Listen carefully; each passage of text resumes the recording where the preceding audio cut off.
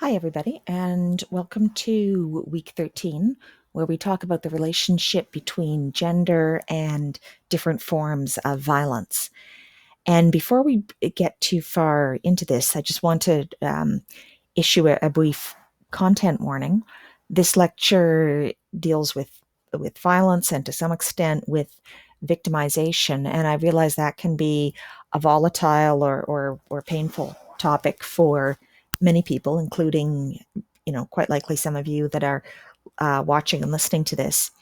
So, what I've done to hopefully mitigate that a little bit is I'm presenting mainly theoretical material, sort of, slightly abstract approach to violence, and statistical material, numbers of this, numbers of that, and so forth, rather than accounts of people's personal experiences or things that have actually happened, because I don't want to sort of sensationalize gender based violence. And I also don't want to cause, unneeded distress to survivors of violence who are out there. And I've also, in this lecture, I've used fewer visual elements related to violence. You may have noticed that in lectures, I like to, use lots of pictures. Haven't done as much this time for the same reason. So what you get is mainly conveyed just through words and numbers. Um, so with that there and with that in place, here's where we're going with this. First, I want to talk about how people have theorized violence and the relationship between gender and violence. And I'm going to borrow ideas from a number of different disciplines, including sociology. I then want to talk about patterns of violence in Canada. What do the numbers from Statistics Canada tell us about what's going on with violence and victimization in Canada today? And then finally, I want to kind of narrow the focus a bit to look at forms of violence that are strongly gendered, and what do the numbers, what do the trends tell us about patterns of gendered violence. So here we go. First, theorizing or conceptualizing gender and violence. In order to talk about something, we have to define it. We have to be able to say what it is. And violence is something that it's very difficult to kind of pin down a clear and concise definition. What one person considers violent, and usually violent, the word violence is a connotation of unacceptable, inappropriate, undesirable behavior. Someone else might think, oh, that's just, in sociology sometimes referred to as ordinary bad behavior. That's just somebody being a jerk, or that's the way this kind of people are, or that's just this individual, flying off the handle, or what have you. It's not really violent. um, so rather than spend the next hour or so talking about what violence is, for the purposes of this lecture, I'm going to define it fairly narrowly as, and this is not my definition I invented. This is a commonly used one. The expression of physical force against oneself or another, which compels action against one's will on pain of being hurt. And what this means is that violence is not only doesn't only reside in the specific physical act, but it can also reside in the threat of that act, or in the fear of that act, or in the potential or imagined consequences if of that act. Um, and that violence is typically or often used as a way of compelling someone to or act against what that person wants to do against their will. So you think of like violence used in sexual assault, or violence used in like a street robbery where someone is compelled to hand over their wallet, which they probably didn't voluntarily wish to do. Um, So violence has that interpersonal character. It's used to compel someone to act against their own wishes or their own will in whatever way that may be, because they fear getting hurt, or they have been hurt, or they believe they will be hurt if they don't do so. By limiting it to physical violence, I don't mean to say, to imply that non-physical forms of violence that involve emotional abuse or verbal abuse or spiritual abuse are inconsequential, or that, they don't matter. I'm narrowing it to physical violence for the purposes of this lecture, just because this is the form of violence that we have the most information about. It's the most countable in many ways. And so we're going to stay with this. But many of the dynamics around physical violence manifest themselves in other forms of violence as well. Some violence researchers work with the idea of a continuum of how people try to get other people to do what that person wants them to do. At one end of this continuum is the idea of persuasion. Let's say, let's make it about money. You'd like someone to give you $10. You may, you know, ask them, try to persuade them, let them know that you'll pay it back with interest next week. You might use a little bit, of emotional blackmail, and like, if you're really my friend, you'll lend me $10 and so forth. You're moving, along that spectrum. Inducement is like a stronger form of persuasion. Like, you need to give me that $10. I can make your life very difficult for you if you don't lend me $10. Coercion, you know, if you don't give me $10, a bad thing will happen to you. We get moving further along the continuum to the idea of threat of force. I'm going to beat you up or hit you or whatever if you don't give me the money, or perhaps the other person just, has reason to believe that you might beat them up or hurt them if they don't give you the money. And then at the extreme would be the deployment of force. So that might be, attacking somebody and stealing money from them in the process. So we have a continuum. At one end, there's very little physical force used. Other means are being used to try to get someone to do what you want them to do. And then at the other end, it's all about the physical force that forces the person to do what you want them to do, which in this case would be surrender $10 for you, or to you rather. So there's this spectrum of ways of making people do things. And when we talk about violence, we're concentrating on the interactions and the encounters that go on at the far sort of right end of that spectrum, where we're into the use of physical force and the threat of the use of force. Where the line is drawn on this spectrum between what is violence and what is just bad behavior, somebody being a jerk or what have you, there's no kind of bright line distinction. You step over this line and you've entered into violence right away. So people will have their lines in different places, but out on the right hand extreme, it's pretty hard to contest that is anything but, we're talking about anything but violence out on the right hand. Further to the left, people might have their different views about where you hit unacceptable violence and where it's just sort of within the realm of normal interaction. Violence, although all people are capable of violence, and unfortunately we have yet to find a society that's completely non-violent, violence is very much culturally, politically, socially conditioned.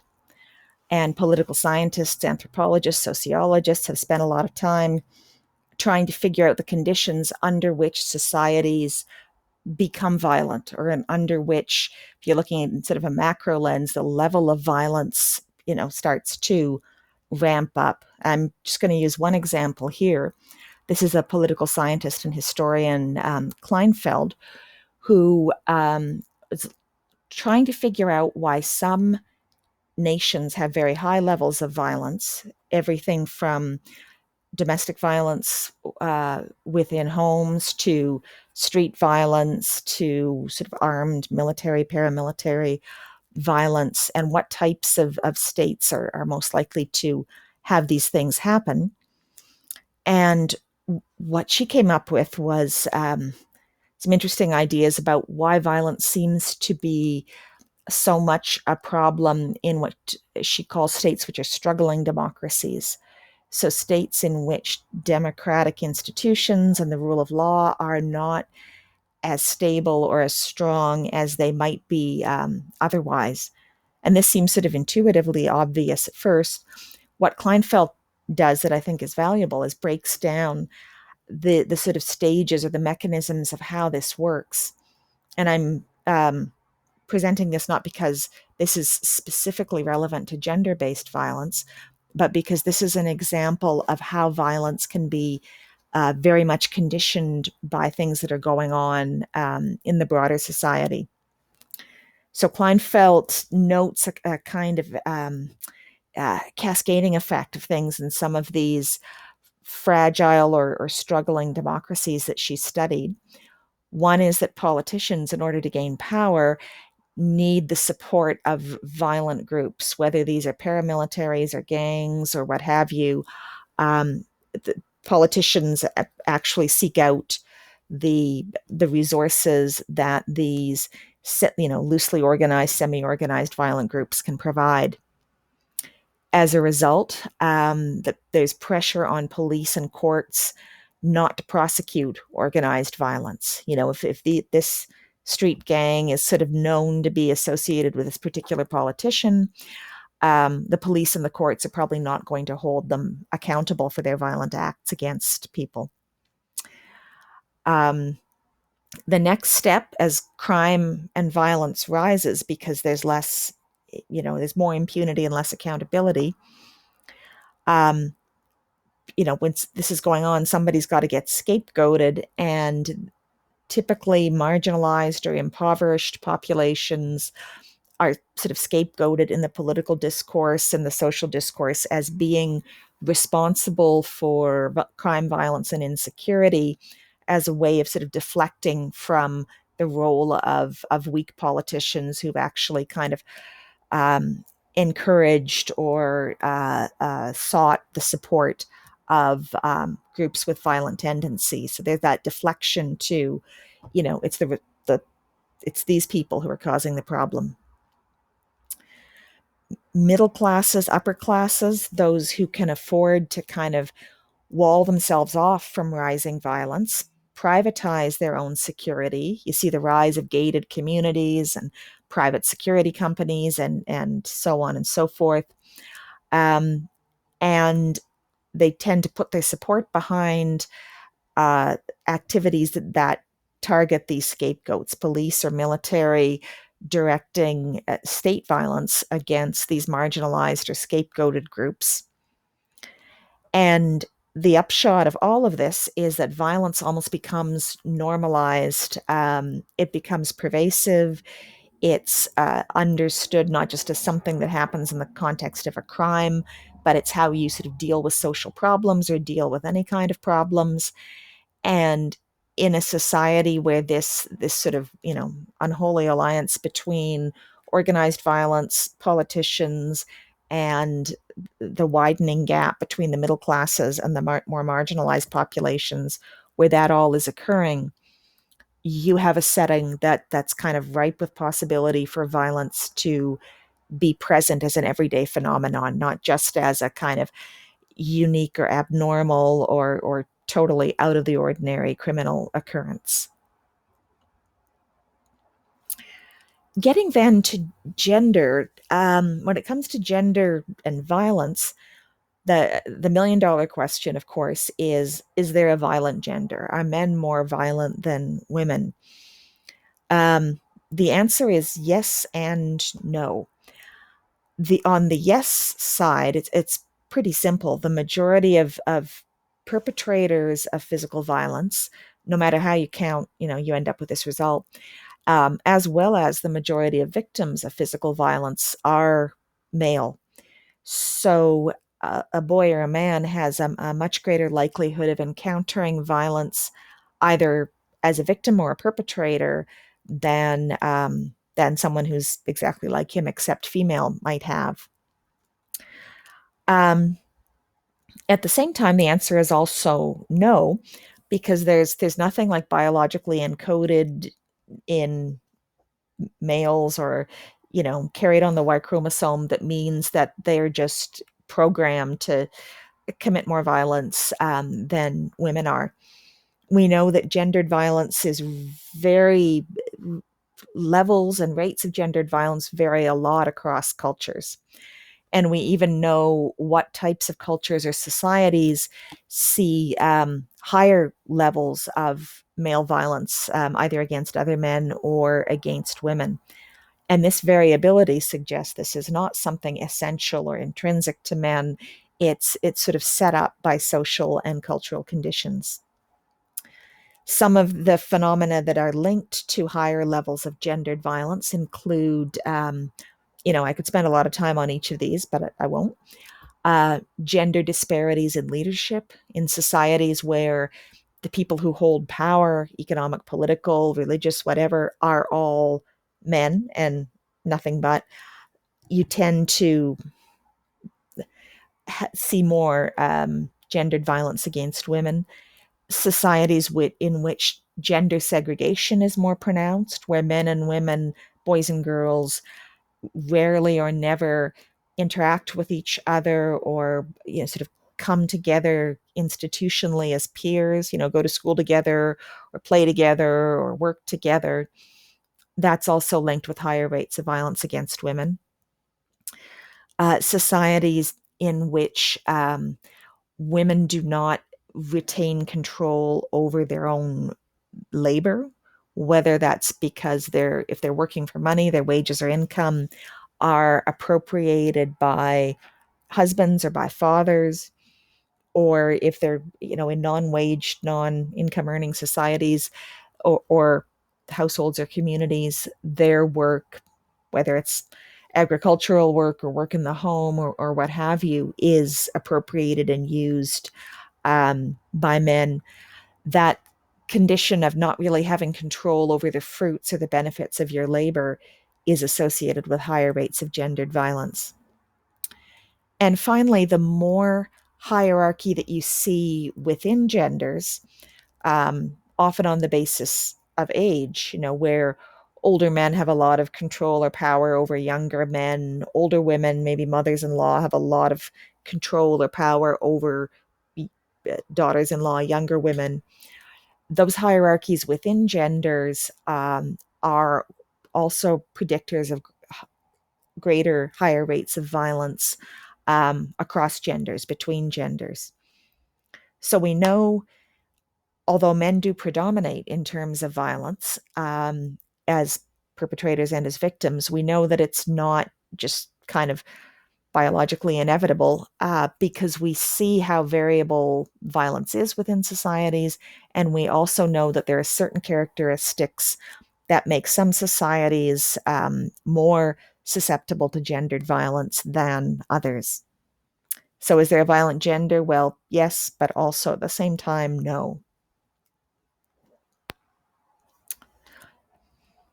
Okay, let's talk about some theories of violence here. Actually, let's not. Let's quit this here.